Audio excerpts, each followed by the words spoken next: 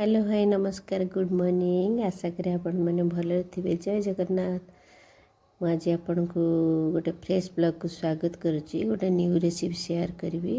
ये मुझे ब्रोकोली पनीर मटर मसला एबे पनीर को काटी नेली, ब्रोकोली को काटी नेली, कैप्सिकम भी काटिली। एबे पैन बसैकी 2 चम्मच ऑयल नवा, तापरे ब्रोकोली आ मटर को भल से भाजी नवा। ताको टिके फ्राए करदेले भल लागिबो। करी ऐड कला बेलू एबे ब्रोकोली हो जाइए, भल से फ्राए हो जाइए। एठी मु पनीर 4-5 पीस नहीं से टमाट धनिया पत्ता ऐड करके आपको गोटे भल पेस्ट बनैबा, जहाँकि एटा करी रे देले तार फ्लेवरटा बढ़िया आसीबो।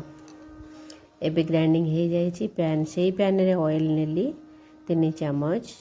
एठी जीरा ऐड कली, तेजपत्र, दालचीनी, गुजराती लवंग और पियाज ये सब पके भल से भाजी नवा।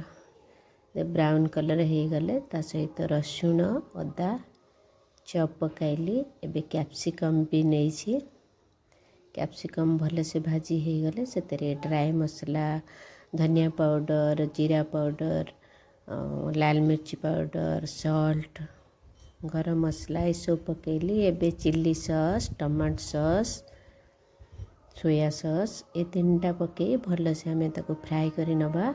एबे फ्राए हो जाइए। एठी दही ऐड कली आ ग्राइंडिंग करथबा प्यूरी के ऐड कली। देखंतु केते सुंदर लगुची, क्रीम कलर भी आसीची। एबे मु टिके सुगार ऐड कली। एबे ब्रोकोली आ मटर को ऐड करी भल से भाजी नवा, कषी नवा।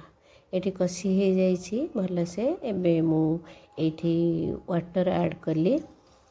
वाटर ऐड करी 2 मिनट फुटिया छाड़ी दबा। तापर एठी मु पनीर को भाजी नहीं, कंचा पनीर नहीं।